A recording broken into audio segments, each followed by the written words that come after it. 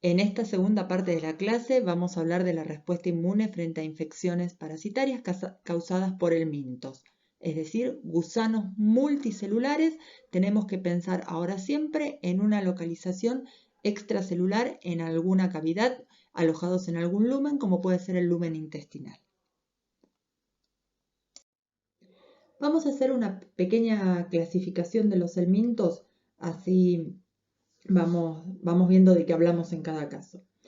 Los helmintos los podemos dividir en dos grandes grupos según la morfología que tienen estos gusanos. Tenemos el grupo de los nematodes o nematelmintos, que son gusanos redondos. Estos gusanos tienen sexo separado y sistema digestivo completo. En el caso de los platelmintos nos referimos a gusanos chatos que pueden tener aspecto foláceo, aspecto de cinta. Y se dividen en el grupo de los cestodes, que tienen aspecto de cinta, que son segmentados, que presentan escoles con ganchos, que generalmente son medios de adhesión a su hospedador, y que tienen por característica ser hermafroditas, es decir, dos sexos en un único individuo. Hay reproducción sexual, tanto en los que tienen sexo separado como en los que son hermafroditas. El otro grupo en lo que se dividen los platelmintos son los trematodes, que son de aspecto foláceo, tienen una ventosa oral, tienen una ventosa ventral, acá no tenemos ni escoles con ganchos, y son también hermafroditas, excepto el género Schistosoma. Estos gusanos son multicelulares, o sea, no hay modo de que estos gusanos vivan en el interior de una célula. Por ende, todos los helmintos van a ser organismos extracelulares y vamos a ver qué tipo de respuesta se va a montar para poder eliminarlos. Vamos a ver algunos ejemplos de nematodes y después vamos a ver algunos ejemplos de platelmintos. La idea de estos ejemplos que vamos a dar ahora es que ustedes vean la diversidad, las diferentes vías de infección que tenemos y las diferentes ubicaciones anatómicas que tienen estos gusanos a lo largo de su ciclo de vida. Vamos a empezar ahora por el Ancylostoma duodenale. Acá tenemos un huevo del ancylostoma, que son característicos. Vamos a ver cómo es el ciclo de vida del ancylostoma duodenal. Empecemos porque en el intestino de un humano o de un hospedador definitivo, porque ahí se lleva a cabo el ciclo sexual infectado, están los huevos embrionados que son excretados al medio a través de las heces. Estos huevos embrionados, según las condiciones del medio, van a dar origen a lo que se conoce como el estadio de larva rhabdiforme. Esta larva rhabdiforme o el ciclo de L1 tiene dos alternativas. Por un lado puede tener un ciclo de vida libre y como larva rhabdiforme evolucionar a una forma adulta de sexos separados llamados diódicos y dar origen a otras larvas de tipo L1 y tener este ciclo de vida libre en el suelo. Ahora bien, si esto no pasa y esta larva evoluciona hacia la forma de larva filariforme, lo que hace esta larva filariforme es penetrar a través de la piel a lo que es a través de la piel e infectar al hospedador definitivo. En este caso en particular va a penetrar y va a llegar hasta el corazón. En el corazón va a pasar a la circulación pulmonar y cuando alcance a los alvéolos los va a penetrar, va a ascender hacia la garganta y va a ser deglutida. Cuando sea deglutida va a llegar finalmente al intestino donde va a evolucionar hacia las formas adultas. No nos olvidemos que acá tenemos un nematodo, entonces tienen los sexos separados y esas formas adultas van a copular y vamos a tener los huevos embrionados que van a ser eliminados en las heces. Y así se va a ir completando el ciclo. Este pedazo del ciclo, digamos, esta porción del ciclo que involucra la circulación pulmonar y luego la deglución y pasar al intestino, recibe el nombre de ciclo de Loos y vamos a ver que no es exclusivo del ancilostoma duodenale. Otro nematode de importancia médica que podemos ver es el Ascaris lumbricoides. Como ustedes ven, acá tenemos una hembra y un macho. Se pueden observar perfectamente, ustedes ven el tamaño, estos son varios centímetros a ojo desnudo, y acá tenemos un huevo embrionado. Entonces vamos a ver cómo es el ciclo de vida del Ascaris. El ciclo de vida del Ascaris también implica la existencia de huevos fértiles que se van a encontrar, van a ser excretados a través de las heces, pero también puede haber huevos que no lleguen a ser fertilizados, que son excretados, y esos de ningún modo van a constituir una fase infectiva. Estos huevos fértiles, en este caso, van a contaminar algún alimento y van a ser ingeridos. Estos huevos que son ingeridos van a pasar al intestino y cuando están en el intestino van a evolucionar hacia un estado larval que va a entrar en la circulación portal. Vía la circulación portal van a ir a circulación sistémica y por esta circulación sistémica van a alcanzar los pulmones. En los pulmones estas larvas van a madurar, van a romper la pared del alvéolo, van a ascender hacia la garganta y van a ser deglutidos. Es decir, están cumpliendo nuevamente un ciclo de Loos, que dijimos que no era exclusivo del ancylostoma duodenale. Cuando son deglutidos pasan nuevamente al intestino y es ahora este estadio larval el que evoluciona hacia un estadio adulto, que son los que depositan los huevos embrionados que van a terminar de cerrar nuevamente el ciclo. Entonces, si vemos acá nuevamente los tamaños, tenemos una hembra de mayor tamaño que el macho. Totalmente estamos hablando de gusanos que miden centímetros. Es decir, se van a estar ubicando en espacios libres, nunca dentro de una célula. Entonces tenemos que ver qué mecanismos inmunológicos van a poder expulsar a estos vermes.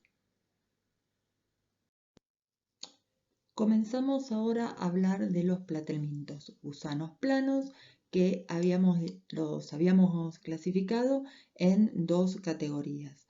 Estas categorías eran la de los cestodes, que la vamos a estudiar representados por el Echinococcus granuloso, y teníamos también a los trematodes, que vamos a ver el ejemplo del género Echistosoma. Como dijimos, los cestodes son gusanos planos, como se puede observar acá, y en el caso particular de los cestodes tienen forma de cinta y su cuerpo estaba segmentado. ¿Sí? Acá podemos ver los segmentos. Mencionamos como característica de este grupo la presencia de un escoles con ganchos que les permite la adherencia a las paredes de los órganos que se encuentran infectando. Les vuelvo a recordar que tienen ciclo de reproducción sexual, pero que son hermafroditas, es decir, ambos sexos contenidos en el mismo individuo. Vamos a hablar entonces ahora del ciclo de vida del Echinococcus granulosus y de la patología que este produce denominada hidatidosis.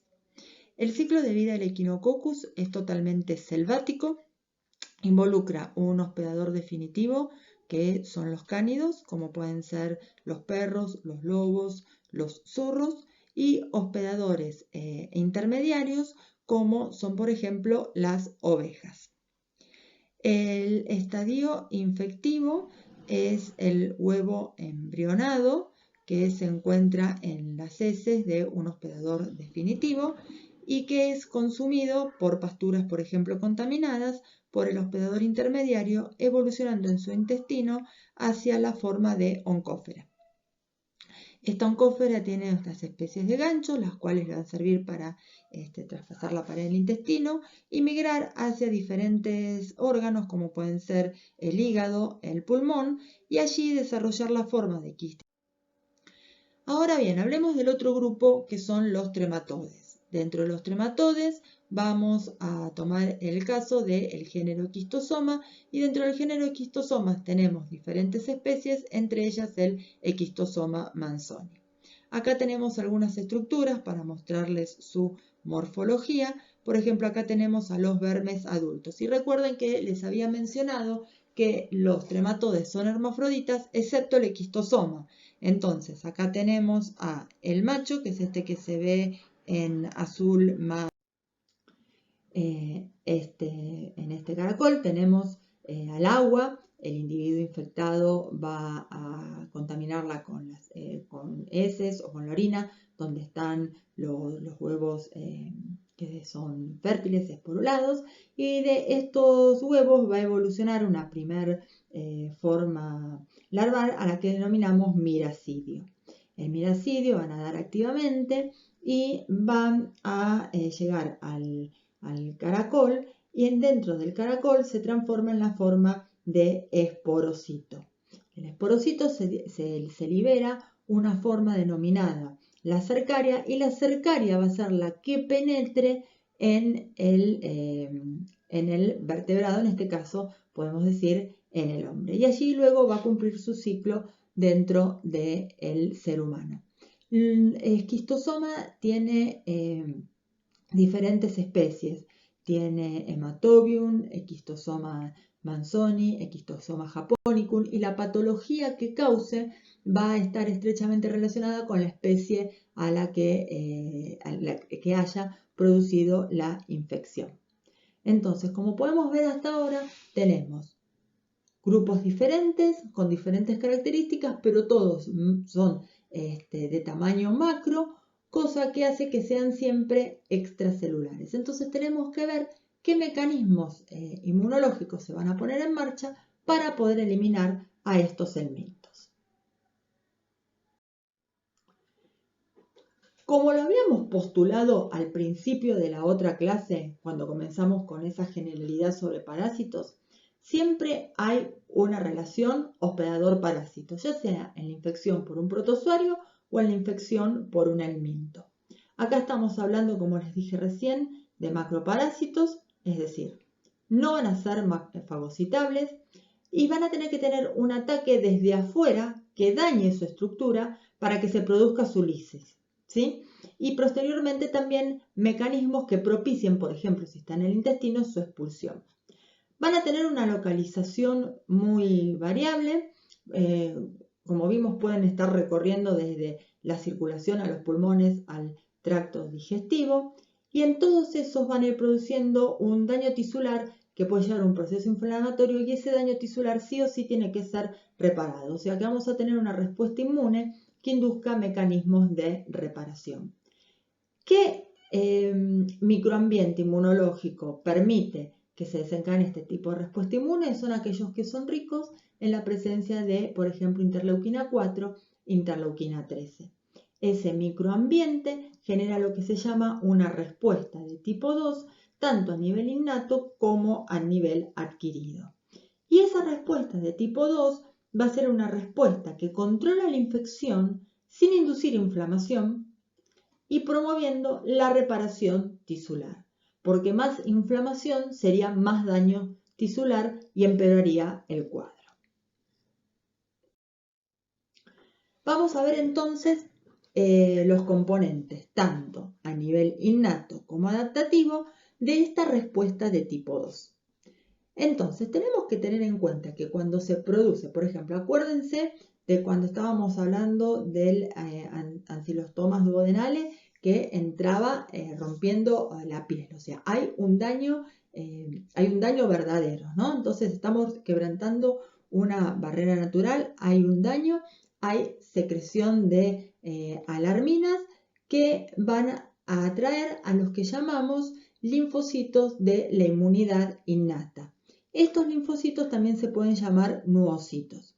Estos linfocitos de la inmunidad innata también tienen activaciones que dependen del tipo del patógeno que nos está infectando y van a ser inducibles hacia una forma o hacia otra. Tienen cierta plasticidad. Se hace una correlación entre estos linfocitos innatos y los linfocitos de la inmunidad adquirida, diciendo que los linfocitos innatos de tipo 1 son los que generan un microambiente que va a dar una respuesta de tipo helper 1. Los linfocitos innatos de tipo 2 son los que generan una respuesta adquirida de tipo 2. Y los linfocitos innatos de tipo 3 son los que propician un microambiente para una respuesta adquirida de tipo T helper 17.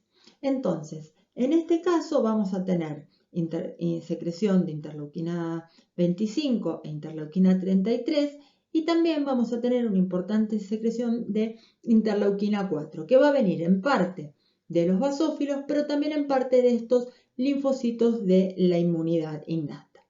Entonces, las células dendríticas, una vez que se carguen con antígenos y viajen al ganglio, en este microambiente se va a promover una diferenciación hacia linfocitos de tipo helper 2. Entonces, ¿cómo se promueve esa diferenciación hacia linfocitos de tipo helper 2? Porque es un ambiente rico en interleuquina 4 y en interleuquina 13. Hay una característica que comparten estas dos interleuquinas y es que no tienen un receptor común, cada una tiene su receptor. Pero el receptor de la interleuquina 4 y el receptor de la interleuquina 13 comparten una subunidad que es la subunidad alfa. Para que se forme el receptor de la interleuquina 4 se une con la subunidad gamma y para que se forme el de la interleuquina 13 se junta con la subunidad 13 del receptor alfa 1. Si bien este receptor de interleuquina 4 es únicamente específico para interleuquina 4, el receptor de la interleuquina 13 es específico para interleuquina 13, pero también presenta cierta especificidad por interleuquina 4. La realidad es que es mucho más específico para interleuquina 13. Entonces, en un ambiente rico en interleuquina 13, lo que va a suceder es que va a haber una muy buena secreción de interleuquina 5 y esta interleuquina 5 va a activar los eosinófilos que van a promover la eliminación de estos gusanos a través de la secreción de los contenidos de sus gránulos, perdón, iba a decir ganglios, de sus gránulos. Por otro lado, también va a contribuir a la activación alternativa de los macrófagos o que macrófagos activados en modo no convencional o M2, es decir, macrófagos que van a ejercer una respuesta inmunológica de tipo reparadora, van a ir a reparar tejidos. Cuando se dé la estimulación de este receptor a través de la interleuquina 4, vamos a tener también una gran producción de una interacción de TB para la producción de anticuerpos, especialmente vamos a tener del isotipo IgE e IgA. Piensen que muchos parásitos están a nivel intestinal, por ende es importante la producción de IgA y de IgE para que puedan actuar también los mastocitos y los eosinófilos.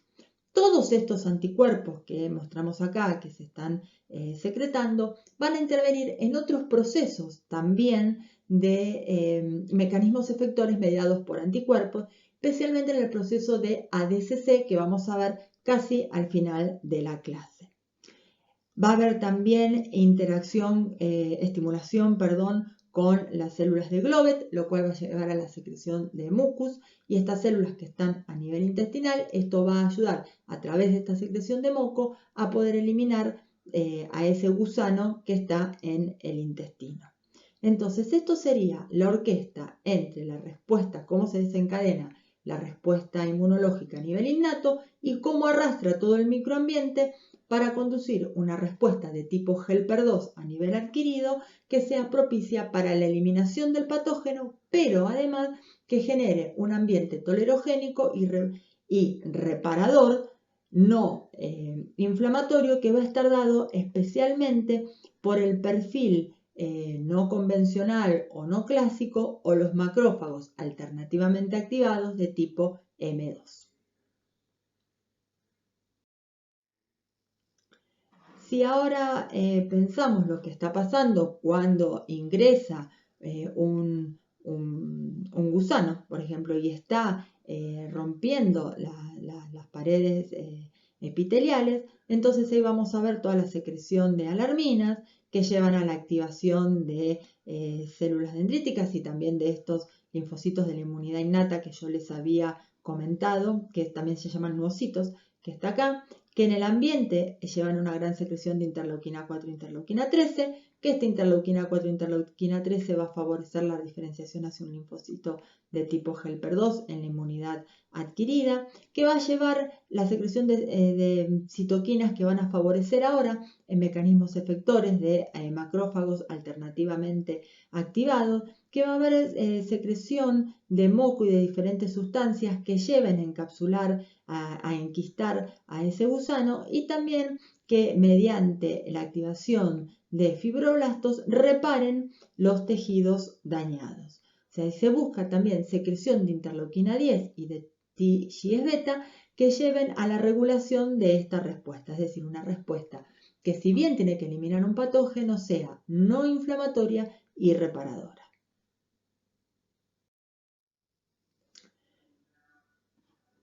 ¿Cómo van a actuar estas células efectoras de la inmunidad innata?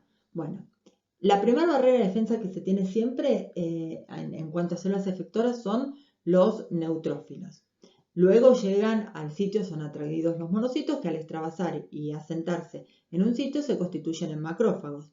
Y ahí esos macrófagos, según el microambiente, pueden diferenciarse hacia una forma M1 o una forma M2. La forma M2 es esta forma no inflamatoria o de los macrófagos alternativamente activados. Los eosinófilos también van a ser importantes en la resolución de toda infección por gusanos, como también va a haber activación de los mastocitos y de los basófilos. Estos son muy dependientes de la secreción de interleuquina 4 y de interleuquina 13. Al mismo tiempo, la presencia de interleuquina 4 va a llevar a una supresión de la respuesta de tipo 1 y de tipo 17, amplificando la respuesta de tipo 2.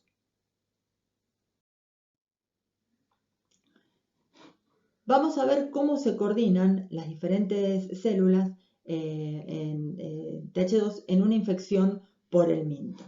Vamos a ver qué citoquinas, cómo van activando las diferentes cosas. El linfocito diferenciado al linfocito T helper 2, vamos a tener secreción de interleuquina 9 y de interleuquina 5. La interleuquina 9 va a activar a los mastocitos y la interleuquina 5 principalmente a los eosinófilos. Va a haber una muy buena interacción TB con producción de IgA, IgE preferiblemente, y los mastocitos van a tener receptores epsilon que van a permitir la unión de los anticuerpos y posteriores entrecruzamientos para la degranulación, y con esto, con este material que se vuelca a través de la degranulación, dañar al gusano, dañar la membrana del gusano para que éste finalmente tenga un desbalance hidrolítico y muera. Por otro lado, vamos a tener secreción de interleuquina 4 e interleuquina 13, que como vimos van a activar las células de músculo de músculo liso para aumentar la contractilidad. Entonces esto puede pasar a nivel de intestino, una mayor contractilidad ayuda a eliminar, a expulsar al gusano. Va a haber activación de las células epiteliales aumentando la permeabilidad. Va a haber secreción de moco a través de las células de Globet. Va a haber una gran producción de anticuerpos por interacción TB. Se van a activar alternativamente los macrófagos con un rol reparador. Y también otra cosa importante es que va a haber una buena producción de eosinófilos, y esos eosinófilos junto con los anticuerpos van a ser parte de lo que se conoce como el mecanismo de citotoxicidad dependiente de anticuerpo, que ya vamos a ver cómo funciona. No es este ADCC no es exclusivo de eosinófilos, pueden hacer ADCC también los basófilos, el mastocito y otros tipos celulares. Entonces ahora vamos a ver como la última diapositiva correspondiente a esta clase, que es este mecanismo efector que hablé recién, que es la citotoxicidad dependiente de anticuerpo. Vamos a tener entonces, como bien el nombre dice, dos actores principales, células y anticuerpos.